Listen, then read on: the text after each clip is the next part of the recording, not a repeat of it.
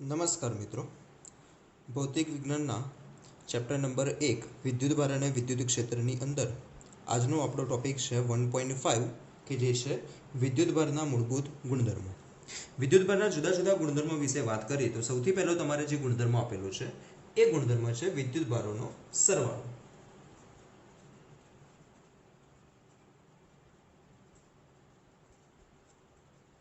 તો આજે આપણે આ વિદ્યુતભારના સરવાળા વિશે માહિતી મેળવવી છે. હવે સરવાળા કરવા હોય તો તમે 11મા ધોરણની અંદર જ જુદી જુદી ભૌતિક રાશિના સરવાળા શીખી ગયા છો કે અદિશ ભૌતિક રાશિના પણ સરવાળા શીખ્યા છો અને સદિશ ભૌતિક રાશિના પણ સરવાળા શીખેલા છો. તો સરવાળા નક્કી કરવા માટે સૌથી પહેલા આપણે ડિસાઇડ કરવું પડશે કે જે વિદ્યુતભાર રાશિ છે એ કેવી છે, અદિશ છે કે સદિશ છે. તો આપણને ખ્યાલ જ છે કે વિદ્યુતભાર જે છે આ વિદ્યુતભાર પાસે કંઈક ને કંઈક મૂલ્ય ધરાવે છે.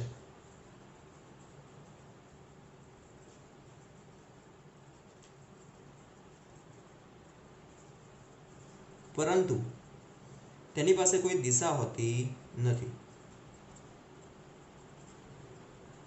ધેટ મીન્સ કે આ વિદ્યુતભાર છે એ પોતે કેવી રાશિ થઈ? અદિશ ભૌતિક રાશિ થઈ, અદિશ રાશિ છે, એની પાસે કોઈ દિશા હોતી નથી. તો અદિશ રાશિના સરવાળા કરવા માટે આપણે શું કરીએ છીએ? નોર્મલી જે આપણે સંખ્યાનો સરવાળા કરતા આવ્યા છે આવી જ રીતે આપણે અદિશ રાશિનો આપણે સરવાળા કરીએ છીએ. દાખલા તરીકે મારી પાસે કોઈ એક તંત્ર છે, આ તંત્રની અંદર જુદા જુદા 5 વિદ્યુતભાર આપેલા છે. સપોઝ પહેલો વિદ્યુતભાર છે Q1, સપોઝ એની આપણે વેલ્યુ લઈ લઈએ છીએ +1. બીજો વિદ્યુતભાર છે Q2, એની વેલ્યુ લઈ લઈએ છીએ +2. ત્રીજો વિદ્યુતભાર Q3 છે, સપોઝ એ છે -3. Q4 એની વેલ્યુ લઈએ છીએ આપણે +4 અને Q5 એની સપોઝ વેલ્યુ છે આપણી પાસે -5. તો જો આ સમગ્ર તંત્રની અંદર રહેલા કુલ વિદ્યુતભાર મારે મેળવવો હોય, જુદા જુદા કેટલા પ્રકારના વિદ્યુતભાર છે? 5 વિદ્યુતભાર અમને આપેલા છે. આ સમગ્ર તંત્રની અંદર રહેલો કુલ વિદ્યુતભાર શોધવો હોય તો આ કુલ વિદ્યુતભાર કેપિટલ Q બરાબર થશે આ 5 એ 5 નો મારે સરવાળો કરવાનો છે. ધેટ મીન્સ કે Q1 Q2 Q3 Q4 Q5. અદિશ રાશિ છે એટલે આપણે ડાયરેક્ટ સરવાળો કરી શકીએ છીએ. બધાની વેલ્યુ મૂકીએ +1 +2 -3 +4 અને -5. તો આનો આન્સર મળશે આપણને 7 -8. ધેટ મીન્સ કે કેટલું મળ્યું આપણને? -Q. તો આ સમગ્ર તંત્ર પરનો વિદ્યુતભાર કેટલો મળવાનો છે તમને? -1 જેટલો મળવાનો છે. એટલે ટૂંકની અંદર જ્યારે પણ વિદ્યુતભારનો સરવાળો કરવાનો થાય તો માત્ર ને માત્ર શાનો સરવાળો થશે? એના મૂલ્યનો એકલો સરવાળો થશે, કેમ કે વિદ્યુતભાર એ પોતે કેવી રાશિ છે? અદિશ ભૌતિક રાશિ છે. વિદ્યુતભારના ગુણધર્મોની અંદર એનો બીજો ગુણધર્મ હવે આપણને મેળવવાનો છે વિદ્યુતભારનું સંરક્ષણ. સંરક્ષણને રિલેટેડ તમે આગળ એક જોઈ ગયા છો ઉર્જા સંરક્ષણનો નિયમ, કે જે ઉર્જા સંરક્ષણના નિયમમાં શું થાય છે? ઉર્જાનું સંરક્ષણ એટલે કે ઉર્જાનું મૂલ્ય હંમેશા અચળ રહે છે. ઉર્જા નવી સર્જન પણ કરી શકતા નથી કે ઉર્જાનો આપણે નાશ પણ કરી શકતા નથી. આવી જ રીતે વિદ્યુતભારના સંરક્ષણનો નિયમ સમજવો હોય તો વિદ્યુતભારના સંરક્ષણ નિયમ આપણને કંઈક એવું કહે છે. આ નિયમ પણ મૂળભૂત જે કુદરતના મૂળભૂત નિયમો છે એ પૈકીનો એક છે. વિદ્યુતભારનું સંરક્ષણનો જે નિયમ છે એ સૌથી પહેલા આપણે જોઈએ કે શું કહેવામાં આવે છે.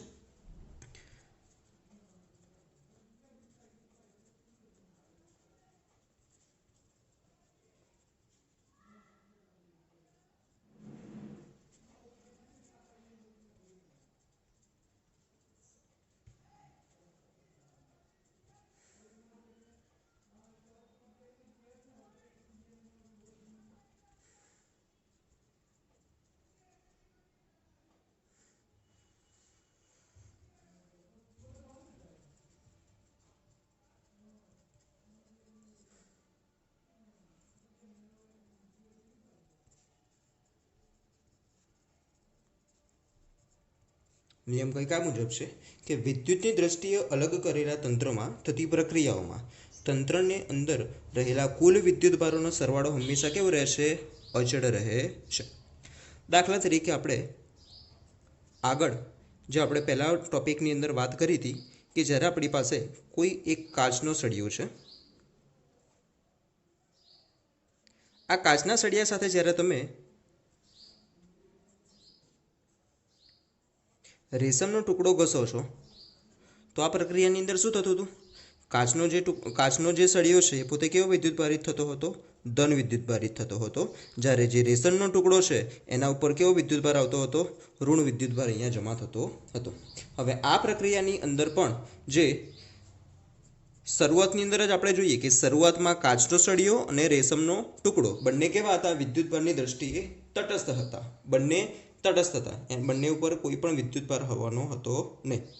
જ્યારે રેશમના ટુકડાને આપણે કાચના સળિયા ઉપર ઘસીએ છીએ તો આ ઘસવાની પ્રક્રિયા બાદ આપણને શું જોવા મળે છે કે કાચનો સળિયો ધન વિદ્યુતભારિત થયો છે અને રેશમનો સળિયો કેવો મળ્યો છે?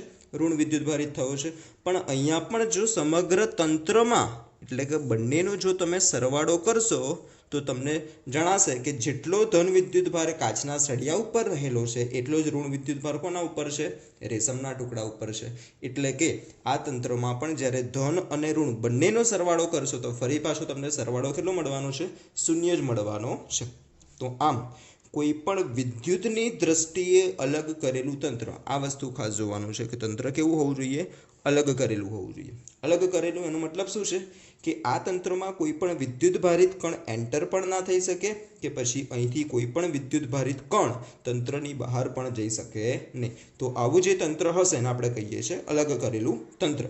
તો વિદ્યુતભાર સંરક્ષણનો નિયમ છે કે અલગ કરેલા તંત્રની અંદર થતી પ્રક્રિયાઓમાં વિદ્યુતભારોનો કુલ સરવાળો કેવો રહેશે? અચળ રહે છે. આ ઉપરાંત કુદરતની અંદર કેટલીક એવી પણ આપણને ઘટના મળે છે કે જેની અંદરથી નવા વિદ્યુતભાર ઉત્પન્ન થતા હોય. દાખલા તરીકે ન્યુટ્રોન જે છે, આ ન્યુટ્રોન તો પોતે કેવો છે? વિદ્યુતભારની દ્રષ્ટિએ તટસ્થ છે. ન્યુટ્રોનમાંથી કેટલીક વખત પ્રોટોન અને ઇલેક્ટ્રોન છૂટા પડે છે. તો આ પ્રક્રિયાની અંદર ન્યુટ્રોન એ પોતે કેવો હતો? તટસ્થ. એટલે શરૂઆતમાં વિદ્યુતભાર હતો શૂન્ય. આ પ્રક્રિયાની અંતમાં શું ઉત્પન્ન થાય છે? પ્રોટોન અને ઇલેક્ટ્રોન. પ્રોટોન એ પોતે કેવો વિદ્યુતભારિત છે? ધન. જ્યારે ઇલેક્ટ્રોન એ કેવો વિદ્યુતભારિત છે? ઋણ. અહીંયા પણ જ્યારે તમે પ્રોટોન અને ઇલેક્ટ્રોનના વિદ્યુતભારનો સરવાળો કરશો તો ફરી પાછો તમને વિદ્યુતભાર ટોટલ કેટલો મળવાનો છે? શૂન્ય જ મળવાનો છે. એટલે આ પ્રક્રિયાની અંદર પણ બે જુદા જુદા વિદ્યુતભાર ઉત્પન્ન થયા છે, પરંતુ એમનો સરવાળો હજુ પણ કેટલો રહે છે? જેટલો શરૂઆતમાં હતો એટલો જ તમને મળવાનો છે. તો આમ અલગ કરેલા તંત્રમાં વિદ્યુતભારોનો બૈજિક સરવાળો હંમેશા કેવો રહેવાનો છે? અચળ રહેવાનો છે.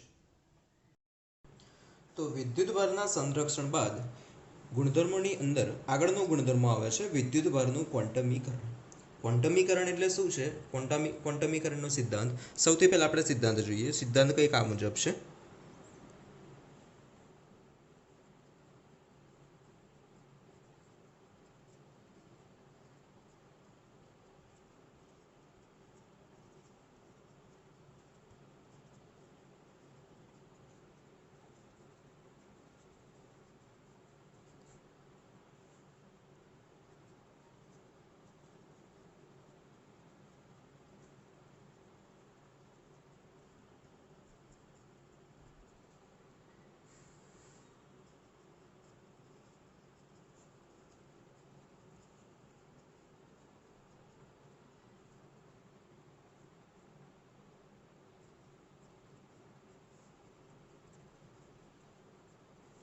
શું કહે છે આપણને ક્વોન્ટમીકરણનો સિદ્ધાંત? કે કુદરતમાં રહેલા કોઈ પણ વિદ્યુતભારનું મૂલ્ય એ કોઈ મૂળભૂત વિદ્યુતભારના મૂલ્યના પૂર્ણ ગુણાંકની અંદર હોય છે. આનો મતલબ શું થાય છે એ સમજીએ. કે બ્રહ્માંડમાં કોઈ પણ પદાર્થ હોય કે જેના ઉપર વિદ્યુતભાર રહેલો છે તો એ પદાર્થનો વિદ્યુતભાર Q એ કોઈ એક મૂળભૂત વિદ્યુતભાર, હવે મૂળભૂત વિદ્યુતભાર એટલે શું છે કે બ્રહ્માંડમાં રહેલો જે સૌથી નાનામાં નાનો વિદ્યુતભાર છે એ આપણો મૂળભૂત વિદ્યુતભાર. મૂળભૂત વિદ્યુતભાર તરીકે આપણે કોને સ્વીકારેલો છે? તો જે પ્રોટોન અને ઇલેક્ટ્રોનનો વિદ્યુતભાર જે છે એને આપણે મૂળભૂત વિદ્યુતભાર તરીકે સ્વીકારેલો છે. તો આ પ્રોટોન અને ઇલેક્ટ્રોન કે જેનો વિદ્યુતભાર આપણે લઈએ છીએ મૂલ્ય એનું E જેટલું છે, એટલે કે E આ મૂળભૂત વિદ્યુતભારના કેવા ગુણાંકમાં છે? પૂર્ણ ગુણાંકમાં છે. પૂર્ણ ગુણાંકમાં એટલે કે આના મૂલ્ય સાથે કોઈ એક સંખ્યા ગુણાયેલી હશે. તો આ જે પૂર્ણાંક સંખ્યા છે એને આપણે શેના વડે દર્શાવીએ છીએ? n વડે. તો આમ આ જે સૂત્ર છે એ આપણને વિદ્યુતભારનું ક્વોન્ટમીકરણ એટલે કે ક્વોન્ટાઇઝેશન ઓફ ચાર્જ સમજાવે છે કે કુદરતમાં રહેલો કોઈ પણ વિદ્યુતભારનું મૂલ્ય એ એ મૂળભૂત વિદ્યુતભારના પૂર્ણ ગુણાંકમાં હોય છે। અહીંયા ઈ આપણે શું સમજીશું? ઈ એટલે છે મૂળભૂત વિદ્યુતભાર।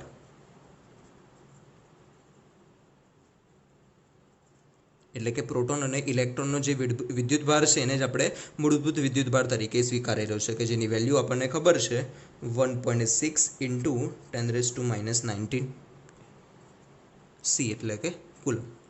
આ જે વિદ્યુતભાર છે રાશિ, આ વિદ્યુતભાર રાશિનો એસઆઈ એકમ એ મહાન વૈજ્ઞાનિક કુલમની યાદની અંદર આપવામાં આવ્યો છે। કુલમ કે જેને સી વડે આપણે સંજ્ઞામાં દર્શાવીએ છીએ। હવે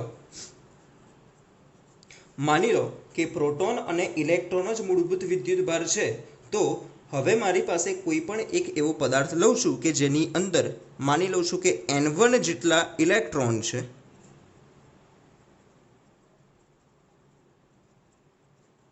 અને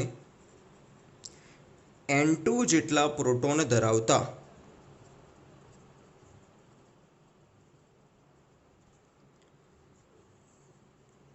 પદાર્થ પરનો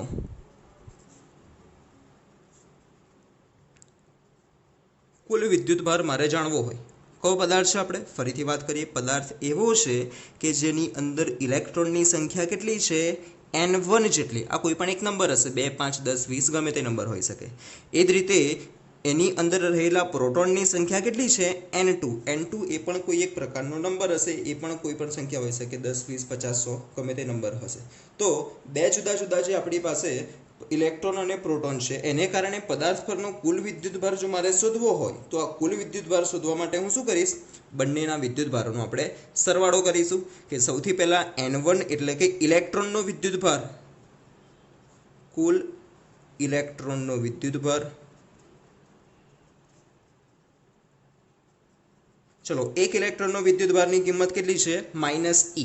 તો આવા n1 જેટલા વિદ્યુતભારની વેલ્યુ કેટલી મળશે તમને? -n1 × e જેટલી। આવી જ રીતે કુલ પ્રોટોનનો વિદ્યુતભાર,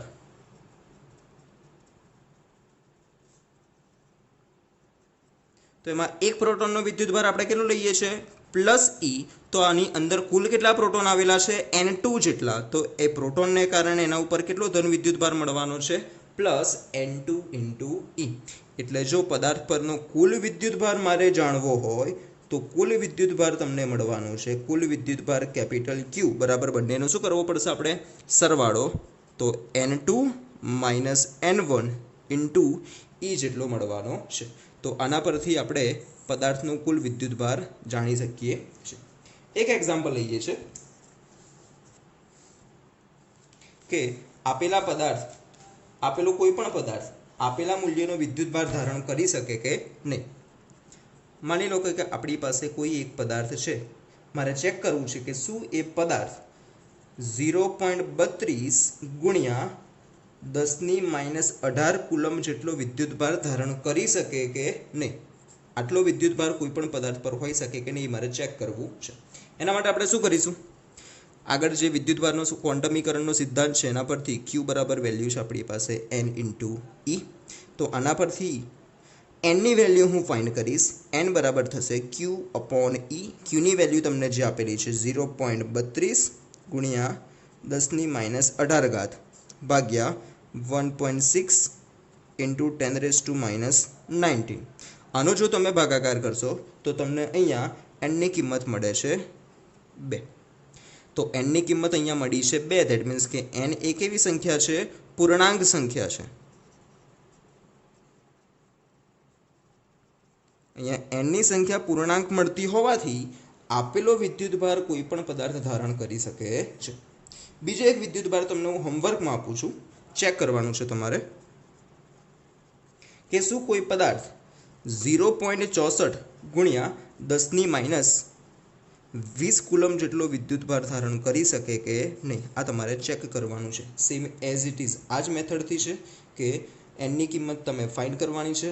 n ની કિંમત જો પૂર્ણાંક મળે તો હા આ વિદ્યુતભાર પોસિબલ છે, જો n ની કિંમત અપૂર્ણાંક મળે તો આ વિદ્યુતભાર પોસિબલ નથી। ઓકે,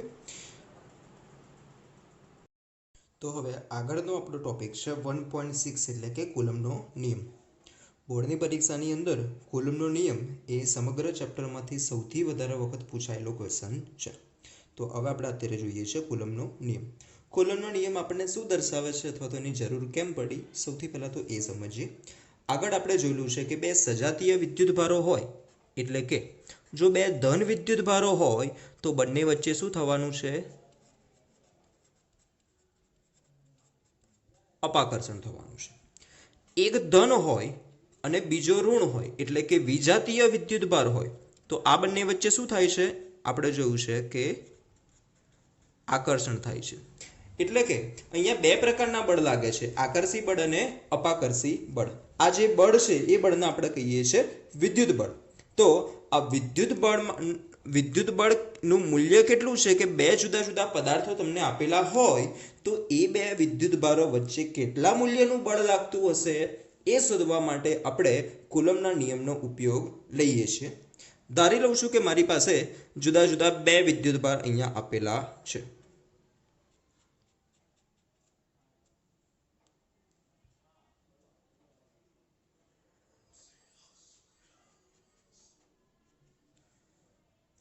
પહેલો જે પદાર્થ છે એ પદાર્થ ઉપર રહેલો વિદ્યુતભાર માની લઉં છું કે કેટલો છે? Q1 જેટલો. આવી જ રીતે જે બીજો પદાર્થ છે એના ઉપર રહેલો વિદ્યુતભાર હું માની લઉં છું કે Q2 જેટલો છે. અહીંયા બંને પદાર્થ એકબીજાથી R જેટલા અંતરે રહેલા છે એવું આપણે ધારી લઈએ છીએ.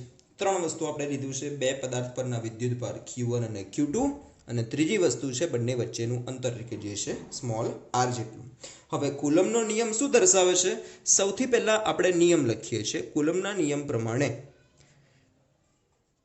બે બિંદુવત સ્થિર વિદ્યુતભારો વચ્ચે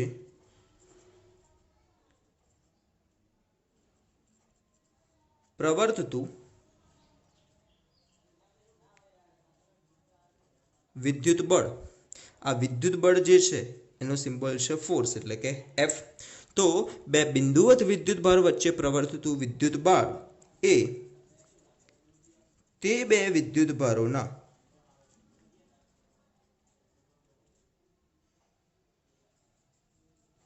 મૂલ્યોના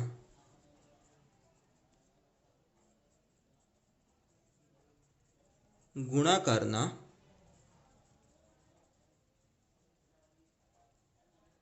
સમપ્રમાણમાં અને તે બે વિદ્યુતભારો વચ્ચેના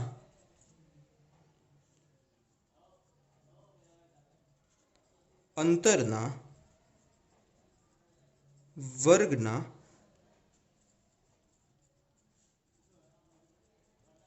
વ્યસ્ત પ્રમાણમાં હોય છે.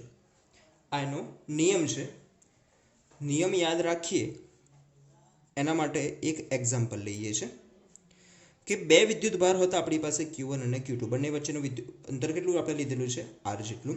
તો આ બંને વચ્ચે ઉદ્ભવતું જે કોઈ પણ વિદ્યુત બળ હશે, વિદ્યુત બળ F એ કેટલી વસ્તુ પર આધાર રાખે છે? બે વસ્તુ. સૌથી પહેલું છે વિદ્યુતભારોના મૂલ્યોના ગુણાકાર. એટલે જે બે વિદ્યુતભાર છે Q1 અને Q2 બંનેનો શું કરવાનો છે? ગુણાકાર. અને આ એ વિદ્યુત બળ એ ગુણાકારના કેવા પ્રમાણમાં છે? સમપ્રમાણમાં છે. બીજી વસ્તુ, વિદ્યુત બળ F એ અંતર ઉપર આધાર રાખે છે, પણ અંતર ઉપર કેવી રીતે? અંતરના વર્ગના વ્યસ્ત પ્રમાણમાં છે. એટલે આપણે લખી શકીએ 1/r². તો F ની વેલ્યુ બે વસ્તુ પર આધારિત છે, એક છે Q1 × Q2 અને બીજું છે 1/r². બંનેને કમ્બાઈન કરીશું તો F proportional to થશે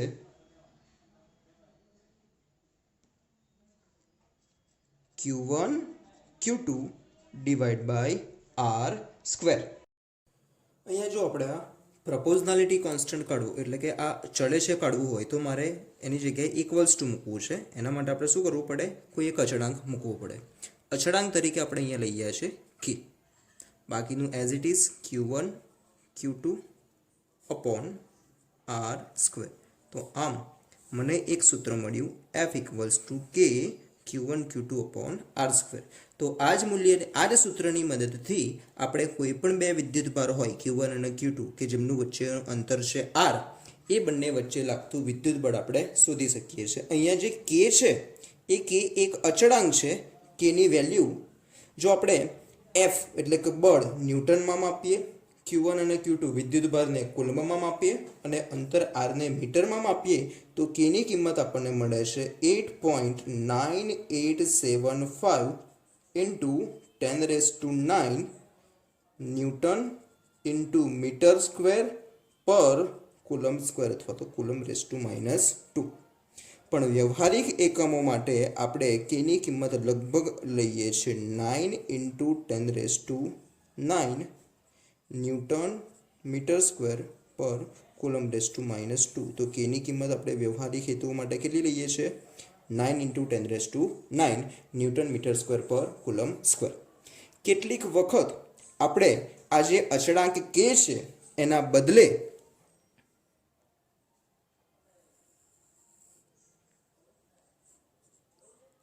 Kના બદલામાં આપણે બીજો એક ફેક્ટર લઈએ છીએ. Kની કિંમત છે 1/4πε0. 4 અને પાઈનો તો તમે ઓળખો છો, બટ જે અહીંયા ε0 છે, આ ε0 એ નીચે 0 ઇન્ડિકેટ કરે છે કે આ ક્વોન્ટિટી કોના માટે છે? શૂન્યાવકાશ માટે છે. અને જે એપ્સાઇલોન છે, આ ઈ જેવો જે સિમ્બોલ છે એને આપણે વાંચીએ છીએ એપ્સાઇલોન. અને ε0 ની અહીંયા ε0 એ છે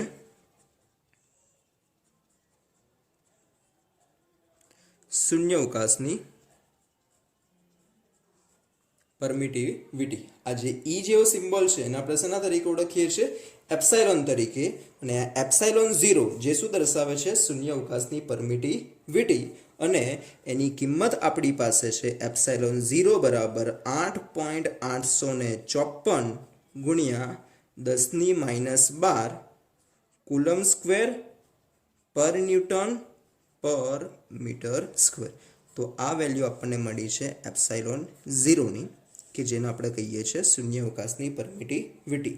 તો આમ સમગ્ર કોલમનો નિયમ જોઈએ તો વિધાન કંઈક એ પ્રમાણે છે. સૂત્ર પરથી આપણે સેન્ટેન્સ યાદ રાખીશું કે બે બિંદુવત અને સ્થિર, આ બે અગત્યના શબ્દો છે કે બે વિદ્યુતભાર કેવા હોવા જોઈએ? બિંદુવત હોવા જોઈએ અને ઉપરાંત કેવા હોવા જોઈએ?